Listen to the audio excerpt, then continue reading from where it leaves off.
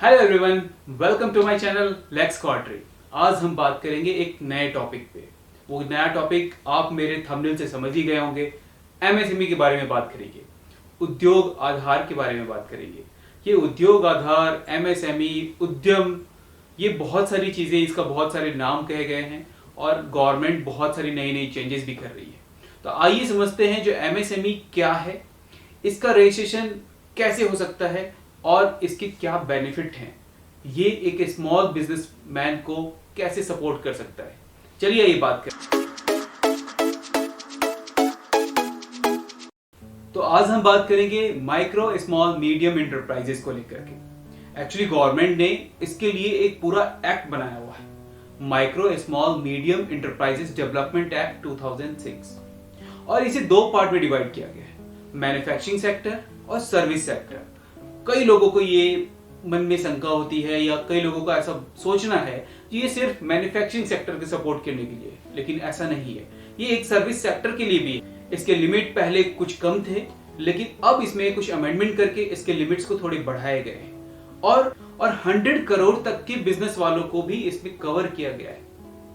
अब हम बात करेंगे जो वो कौन से ऐसे क्राइटेरिया हैं और वो कौन से ऐसे पार्ट हैं जिसमें इसको डिवाइड किया गया। ये गवर्नमेंट 2006 से ही सारी प्लानिंग कर रही है, जो हम अपने छोटे बिजनेसमैन को कैसे आगे बढ़ाएं, कैसे उन्हें सही रास्ता, सही स्टेप, सही सपोर्ट दे पाएं जिससे वो आगे बढ़ पाए। तो इस माइक्रो स्मॉल मीडियम इंटरप्राइजेस में एमएसएमई जिसे कहते हैं और इसे उद्योग आधार भी कहते हैं। जनरली जैसे कि हमारा और आपका आधार कार्ड बना, वैसे ही इसका भी एक नंबर जनरेट होता है जब हम रजिस्ट्रेशन करते हैं, उसे हम उद्योग आधार नंबर भी कह सकते हैं और एमएसएमई नंबर भी कह सकते हैं। ये दोनों सेम ही है।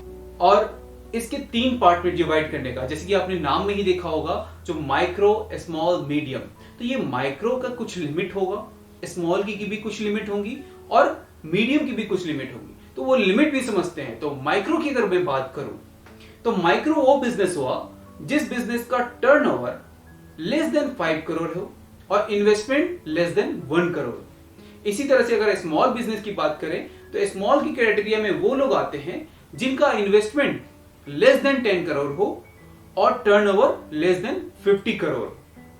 और अगर हम मीडियम की बात करें तो मीडियम के अंदर वो बिजनेसमैन आते हैं जिनका टर्नओवर लेस देन 100 करोड़ हो और उनका जो इन्वेस्टमेंट पार्ट है वो लेस देन 20 करोड़। अगर मैं बात करूं जिसे तीन पार्ट में क्यों डिवाइड किया गया है, इसके लिए भी मेरे पास एक सिंपल सा एग्जांपल है। मान लीजिए मिस्टर राम है मेरे एग्जांपल के लिए। मिस्टर राम की 3 बच्चे हैं। अब तीनों बच्चे का उम्र जो है वो 4-4 साल का डिफरेंस है। तो जो बच्चा 16 साल का है उसकी रिक्वायरमेंट अलग है, जो बच्चा 12 साल का होगा उसकी रिक्वायरमेंट भी अलग होगी और जो बच्चा 8 साल का होगा उसकी रिक्वायरमेंट भी अलग होगी। तो गवर्नमेंट ने यही सोचते हुए इसे 3 पार्ट में डिवाइड किया है, माइक्रो, स्मॉल और मीडियम इंटरप्राइजेस। क्योंकि सभी बिजनेस की अपनी अपनी रिक्वायरमेंट है, अपना अपना सपोर्ट है।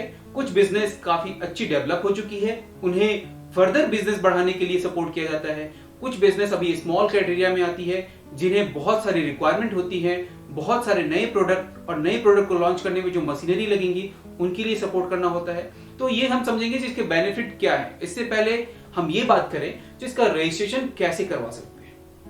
रजिस्ट्रेशन के लिए गवर्नमेंट ने इसका सिंगल रुपीस कोई फी नहीं रखा, मतलब इसमें किसी भी तरह का आपको कोई रजिस्ट्रेशन फी नहीं लगना। ये बिल्कुल फ्री है, फ्री ऑफ कॉस्ट। आप जाइए इस वेबसाइट के ऊपर और यहाँ पे एक रजिस्ट्रेशन का लिंक आएगा, वहां सिंपल आप अपने आधार और पैन कार्ड से इसका रजिस्ट्रेशन करिए। मान लीजिए कोई अगर पार्टनर है तो पार्टनर अपने पैन और आधार से इसका रजिस्ट्रेशन करें, कोई डायरेक्टर है तो डायरेक्टर अपने पैन आधार से रजिस्ट्रेशन करें, और कोई अगर प्रोप्राइटरशिप में बिजनेस में है तो वो अपने पैन आधार से रजिस्ट्रेशन करे। ठीक है, तो ये हम समझ गए जो ये बिजनेस का क्राइटेरिया कैसे है। इस वेबसाइट पे जाकर के आप अपना रजिस्ट्रेशन इजीली कर सकते हो विदाउट एनी फी और विदाउट एनी कंसल्टेशन। ये बहुत सिंपल है, इसमें बहुत कुछ नहीं है ऐसा। ये बहुत कुछ क्वेश्चंस आपसे पूछे जाएंगे जिसका आप जवाब इजीली दे सकते हो, तो मतलब आप किस क्राइटेरिया में फॉल करते हो, माइक्रो में फॉल कर रहे हो आप, स्मॉल में या मीडियम में। इसके अलावा आपसे ये पूछा जाएगा आप सर्विस सेक्टर में हो या मैन्युफैक्चरिंग सेक्टर में। इसके अलावा आपसे ये भी पूछ सकते हैं जो आपका बिजनेस क्या है, नेचर ऑफ बिजनेस क्या है आपका। तो इस तरह के कुछ सवाल होंगे इसमें, आप वो आराम से फिलअप करके उसका फाइल करोगे। जैसे ये फिलअप सबमिट करोगे आप, वैसे ही एक आपका रजिस्ट्रेशन सर्टिफिकेट आपके सामने आ जाएगा और आपका उद्योग आधार के अंदर रजिस्ट्रेशन हो जाएगा आपके बिजनेस का। तो हम बात करेंगे इससे हमें क्या फायदे हो सकते हैं, गवर्नमेंट ने इसे क्यों बनाया है और किस तरह की सपोर्ट वो हमें देना चाहती है। नॉर्मली अगर मैं बात करूं तो गवर्नमेंट से हमें बहुत शिकायतें होती है, गवर्नमेंट हमें सपोर्ट नहीं करती, लेकिन गवर्नमेंट ने ये एमएसएमई इसीलिए बनाया ताकि वो छोटे बिजनेसमैन को सपोर्ट कर सके। तो हम देखते हैं इसमें क्या है सपोर्ट के तरीके। अगर मैं इसे कुछ पॉइंट्स में डिवाइड करूं तो मैं आपको बताऊं, जो फर्स्ट जो है, आप जब भी कभी लोन लेने जाते होंगे तो नॉर्मली दो तरीके से लोन मिलते हैं। चाहे तो आपका बिजनेस प्रोफाइल बहुत अच्छा हो, मतलब कहा जाए तो पहले के टाइम में यही होता था, जो बहुत सक्षम होते थे उन्हें ही लोन मिलता था। अरे सक्षम को तो लोन ही नहीं चाहिए, उनके पास तो ऑलरेडी पैसे हैं।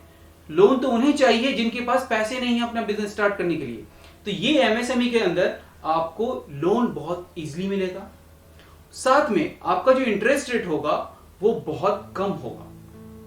मतलब दूसरे की अपेक्षा से आप अगर जनरल वे में अगर लेने जाओ, उसका इंटरेस्ट रेट और एमएसएमई का अगर रजिस्ट्रेशन है आपके पास, इसका इंटरेस्ट रेट बिल्कुल डिफरेंट होगा। ये आपको कम इंटरेस्ट रेट में मिलेगा। अगर मैं एमएसएमई के बेनिफिट के बारे में बात करूं तो यहाँ पे कुछ पॉइंट्स हैं। मतलब फर्स्ट पॉइंट है आपका, जो आपको लोन बहुत कम इंटरेस्ट रेट में मिल जाएगा।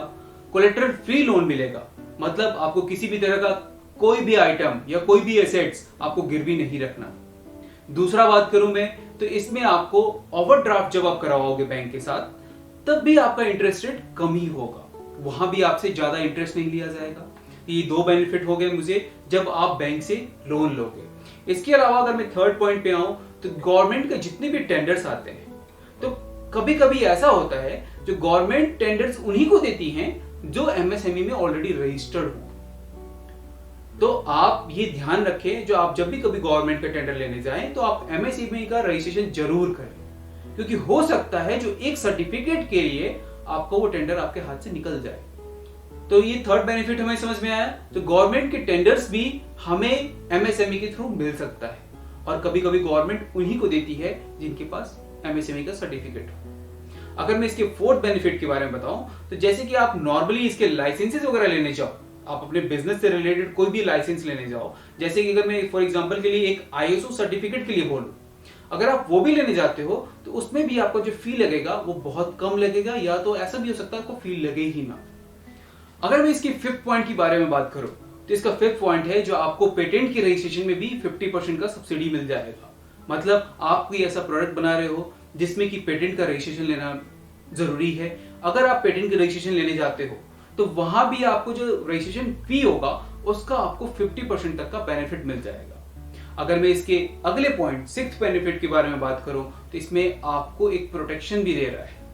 मतलब जो भी पर्सन आपको डिले पेमेंट कर रहे हैं उसके रिगार्डिंग भी आपको गवर्नमेंट प्रोटेक्शन दे रहा है। अगर मान लीजिए किसी को आपने कुछ भी सेल किया और वो आपको 15 से लेकर के 45 दिन के बीच में अगर वो पेमेंट नहीं करता है तो आप गवर्नमेंट पर शिकायत कर सकते हो।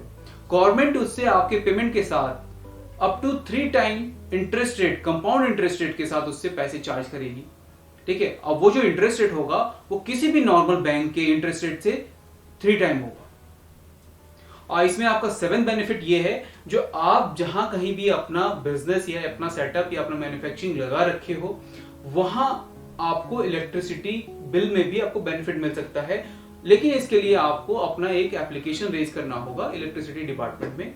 वहां के जो लोकल अथॉरिटी होंगी वो आपको इलेक्ट्रिसिटी में भी बेनिफिट दे सकती है। लेकिन इन सभी चीजों के लिए आपके पास एमएसएमई का सर्टिफिकेट होना मैंडेटरी है। अगर आपके पास वो सर्टिफिकेट नहीं होगा तो बहुत सारे ऐसे बेनिफिट होंगे, बहुत सारा ऐसा सपोर्ट होगा जो आप तक नहीं पहुंच पाएगा। अब ये आप बताना, ये वीडियो आपको कैसा लगा, ये वीडियो आपके लिए कितना जरूरी था। अगर ये वीडियो आपको पसंद आया तो लाइक शेयर सब्सक्राइब करना, और आपको लगता है जी ये किसी दूसरे पर्सन के लिए भी बेनिफिशियल हो सकता है तो शेयर जरूर करना उन्हें, ताकि वो भी इस चीज का बेनिफिट उठा सके और वो भी ये जानकारी ले सके जो हमें एमएसएमई में इस तरह के बेनिफिट है। और इसके साथ साथ आप सब्सक्राइब करना और बेल आइकन को हिट करना बिल्कुल मत भूलना, बिकॉज जितने भी वीडियोस होंगी वो आप तक तभी पहुंच पाएगी जब आप मेरे साथ जुड़ोगे और ये सारे वीडियोस के लिए आप बेल आइकन पे हिट करोगे। Thank you so much. जय हिंद, जय भारत।